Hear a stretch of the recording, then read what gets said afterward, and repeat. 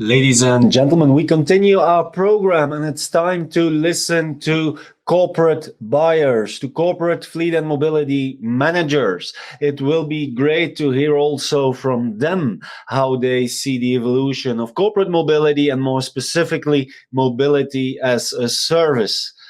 So, as mentioned already before, we have some poll questions, and in the next discussion that I will have with two distinguished fleet and mobility managers, I will come back on some of the results. So you can still answer the poll questions that we have lined up for you, because it will be interesting to see what they think about your corporate mobility expectations based on the results of the poll questions. Let me introduce our guests for this discussion. First of all, David Omodei. He's the Senior Procurement Engagement Manager at Microsoft. We all know Microsoft, where he is an advocate of corporate mobility, and more specifically, he is interested in the development of the technology that needs to support employee mobility. Yes, hello. How are you doing? I'm doing great, thank you. How are you doing, Stephen? Yeah, I'm doing fine. I'm doing fine here in Belgium. The weather is nice. I think that you are in the Netherlands? I'm in the Netherlands, and I see sunshine already since a week, so we're very happy over here. So I can imagine that there is a lot of biking taking place. Absolutely. Okay, great. Let's also meet with our second guest, and that is Samia Arfaoui. She is Mobility and Sustainability Project Lead at Veolia. Samia, hello. Hi, good morning. Hello. Where are you based? In Paris? Yeah, absolutely, in Paris. Okay. And how is the weather over there? Of course, very nice. Okay, good. But for the upcoming 20 to 25 minutes, we will be, of course, inside, and we will have an engaging discussion. Let's make it an engaging discussion about corporate mobility, and more specifically, mobility as a service. To the audience, if you have questions for Samia and or David, then you can ask those questions via the chat function. I will try to keep an eye on those questions and also include them in our session.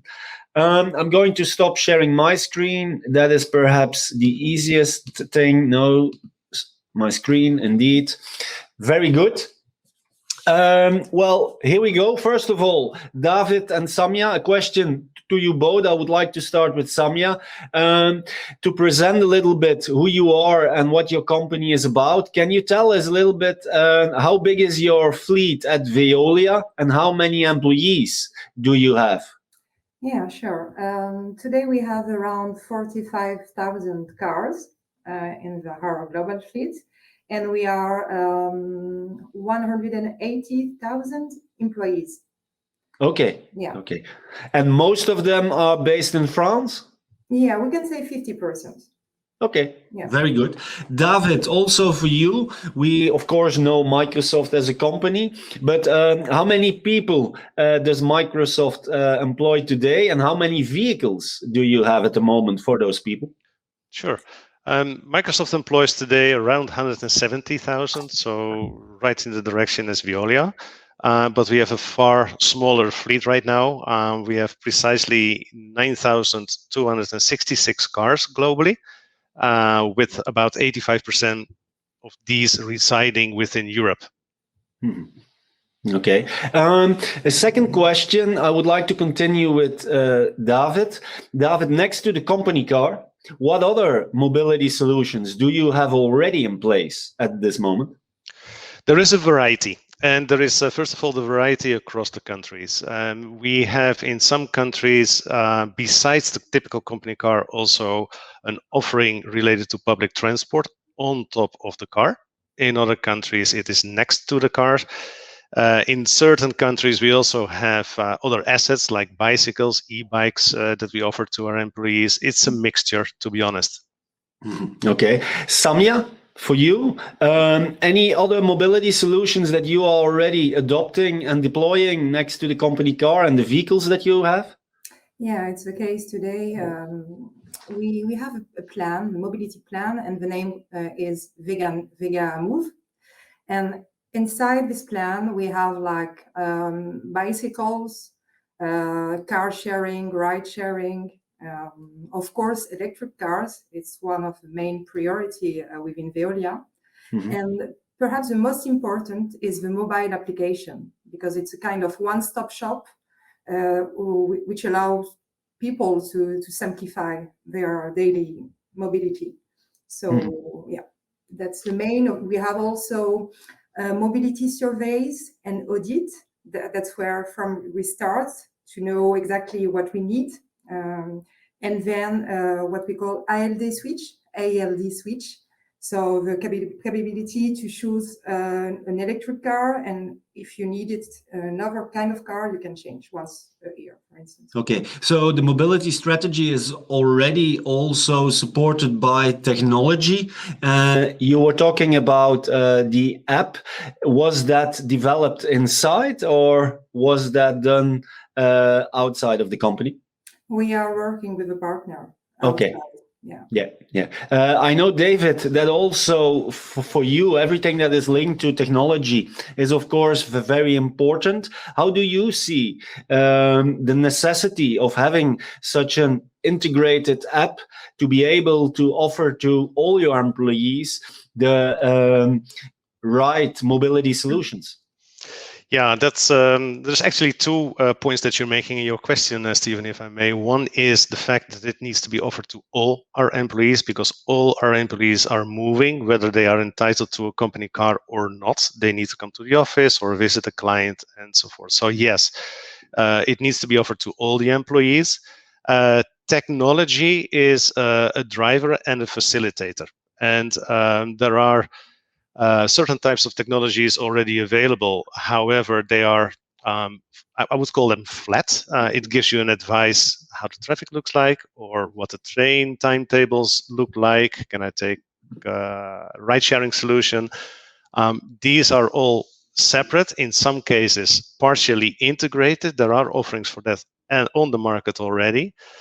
What I want to see as a next step is proactivity. So that this technology is linked to your Outlook agenda, and it tells you where you need to be and how to best get there.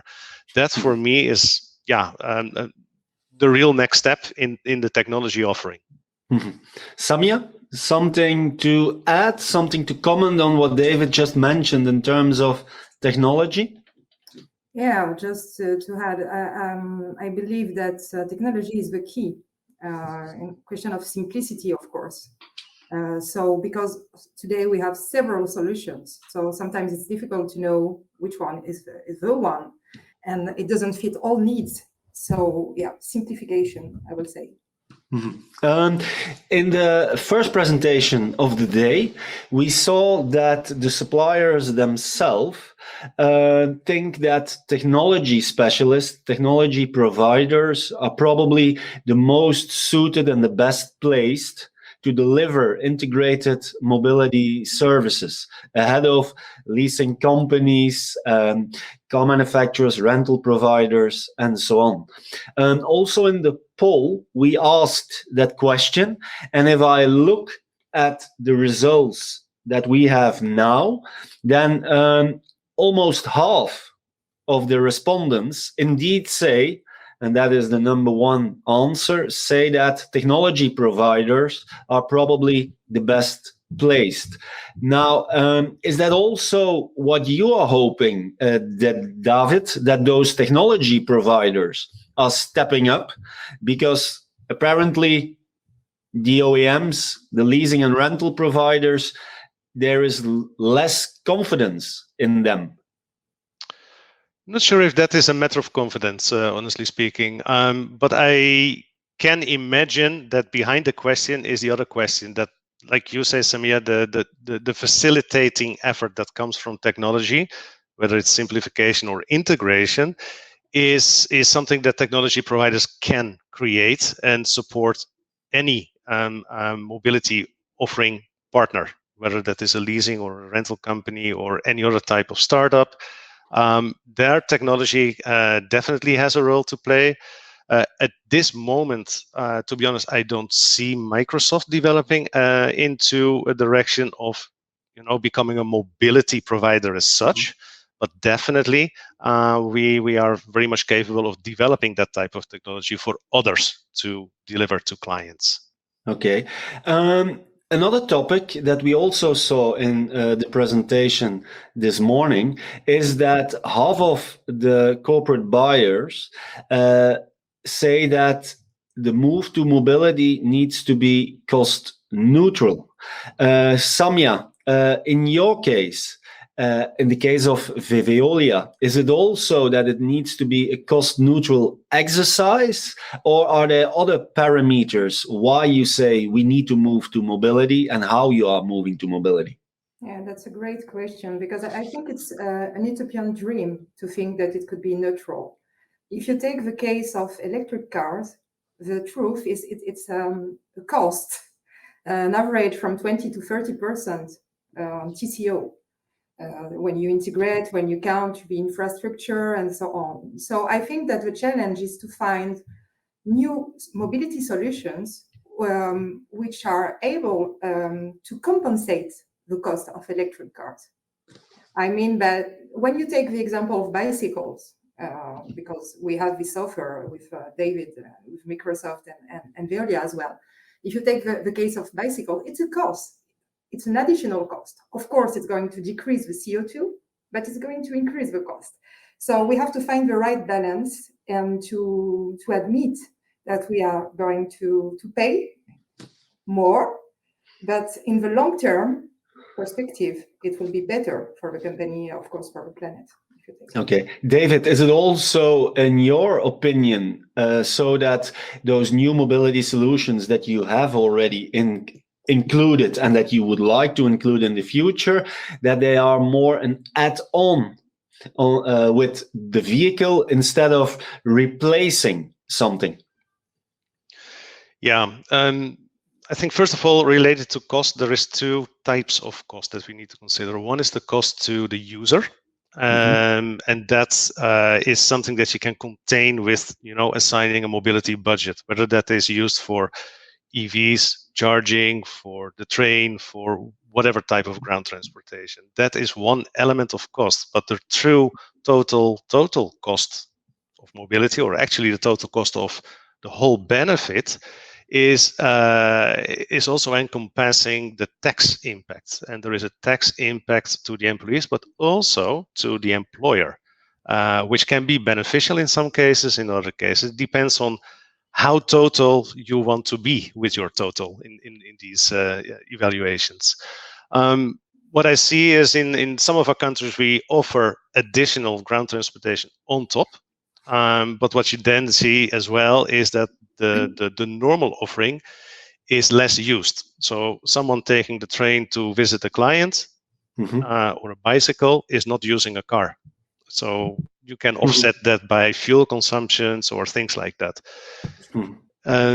Cost is a driver, but it's not necessarily the decision maker on our side to go for a mobility offering in a certain place. And you would not say or recommend cost as the most important parameter to your peers that are thinking about building a corporate mobility strategy? No. I think definitely cost needs to be considered. Otherwise, you open the gate to everything, maybe including, I don't know, power boats, if you like. I'm not sure if you want to offer that. No, it is a parameter to consider, absolutely. But it depends on the employer itself. How far do you want to go with the benefit offering? In our case, it is really, we are 100% benefit fleet. I think in the case of Veolia, it can be a mix. Yes. So it's a different situation. Yeah. Okay. Let's talk about mobility as a service, trending word since years. Samia, what are the conditions for Veolia and for you to make mobility as a service work in your organization? Yeah, as I mentioned before, I spoke about the mobile application, for instance. That's one of the must. So it means to integrate all our suppliers in one-stop shop. I'm repeating myself like an old lady. We spoke for a while also about open data, because when we meet supplier, they want to approach large corporates, and that's great to target this kind of company, of course. But they need to be prepared to be able to connect with our applications, HR application, with accountability application, and so on. So it could work only if suppliers speak to each other and are ready technically to integrate our system. For me, that's one point, and that's not the only one. The other is also to target correctly the need of our employees, because when you have several employees, you don't have the same, So how to improve productivity and at the same time make it as a service. So that's a challenge. It's very interesting. Okay. I would like to continue on what you were mentioning, the needs of the employees. If we think about mobility as a service, then we think, of course, about the different solutions in mobility that you offer to an employee. David, how do you profile your employees, and how do you make sure that those employees are going to use also the mobility solutions that you have selected? Yeah, it's we do profiling, absolutely, in many places. We have done that. We came to our conclusions that there is also within Microsoft a mix of people who are very advanced and looking at modern solutions, and others who would prefer to have the car in front of their home and no one is touching it. It's my car and I'm not going to share it. Somewhere in, not even in the middle, a little bit more to the first selection is the median. So we do employee profiling. I'm a firm believer that that is the key and really the basis before you start acting and even thinking of mobility as a service. Employee profiling is one. There is a step before that, and that is potential employee profiling, and that is the labor market. And what we see happening there with the youngsters coming from universities, they have their own mindset and they want to choose themselves, which is again one of the beautiful items related to mobility as a service, is that it leaves room for choice to an individual. So profiling is really the basis of your employees, but also of the almost employees. Okay, I see you nod yes, Samia. Would like to continue because there was something interesting, I think, in what David just mentioned. He said, well, you have also the younger generation that perhaps is not so receptive of having only one solution and not having a choice even for mobility. There's a question from Frederick John in the chat, and he asks about what about other values such as employee traction, retention, or reputation with stakeholders when you launch a mobility program? Were you already able to measure, to quantify, to see new benefits from mobility transformation that you did? In terms of attractivity and retention? Yes. Yeah. Okay, starting by retention, we have quite a good retention within Veolia. On average, people stay more than 6 years. So it doesn't mean that it's not an issue, but it means that it's less an issue than sometimes attractivity. So what we try to do is to anticipate these needs regarding to new generation. Today, we are not completely able to quantify it, because when you choose a company, you choose it for several reasons. But what we know that we have the offer. So the next step, and I think it will be in 2022, will be to measure exactly and giving like, kind of, how can I say that, weight per reason. Why did you join Veolia? Was it for the bicycle or was it for mobility budget? Or but it's not ready yet. But we are going. David, I think that also you are convinced that in terms of retention, in terms of other soft benefits for the company, that mobility can play a huge role. Exact? Exact. You asked me to be exact, but yes, indeed, it is definitely an attractor. That is, beyond question, I guess. From a retention perspective, what the beauty is of a mobility offering is, again, the flexibility. And typically, when someone at a younger age is entering a company, that has a certain lifestyle and makes for that a certain choice from a mobility perspective or from a benefit selection perspective. At a later stage, maybe families develop, children need to go to sport places. Maybe at that stage, there is a different preference for for that benefit selection. And in even later stage, it can be different again. So by offering this in a flexible form, you help everyone to join, but also to stay. Okay. We talked a little bit before about those tech providers that are the best players to integrate mobility. For example, with one app where you are all looking for. A question from Amélie de Valroger. From your perspective, what would be the best player to support you to switch from fleet to mobility, taking into account total cost of mobility, carbon footprint, employees' impact, etc.? Is that also the tech provider, or is that another one? David? I think it's a combination of offerings. In our case, as I mentioned earlier, Microsoft will not become a mobility provider, and we can develop technology, and we do. And we can develop even more than what we've done so far.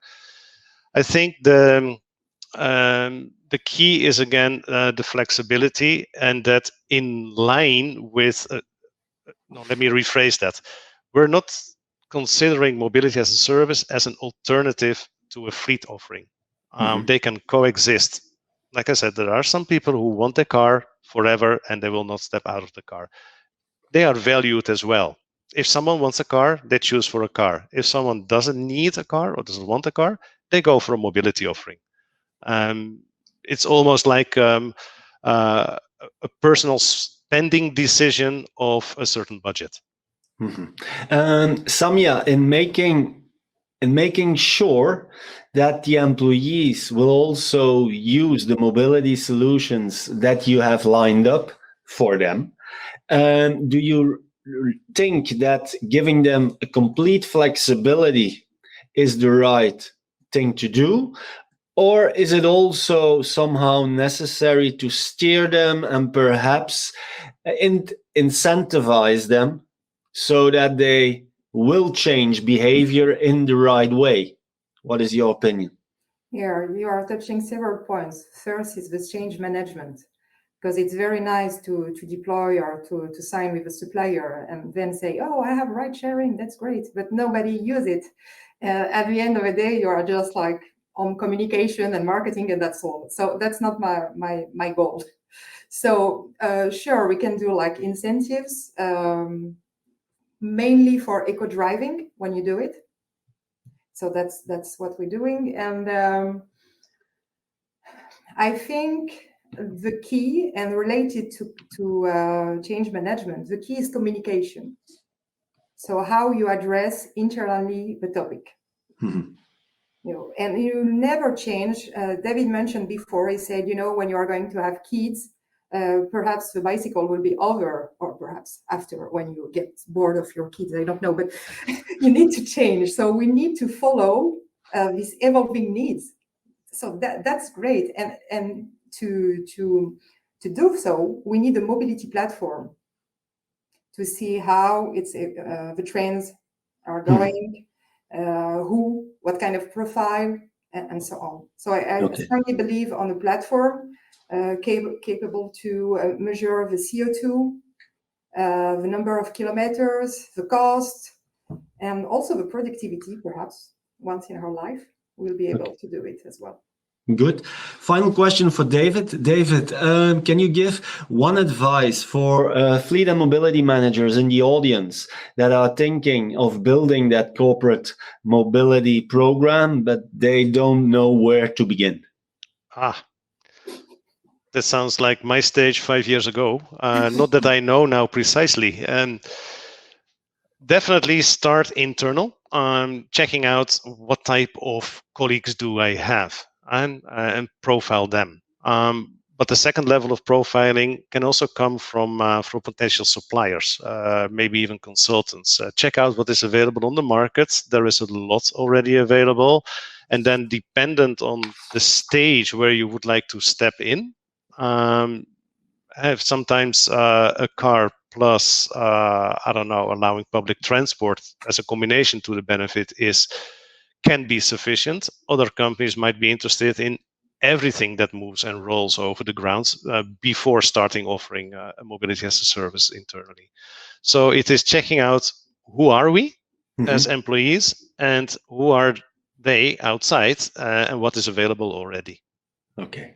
Thank you very much. Thank you, Samia. Thank you, David. Thank you for the insights and answering our questions. And we hope that you can enjoy the rest of the conference. With pleasure. Absolutely. Thank you. Thank you, Stephen. Thank you, Stephen.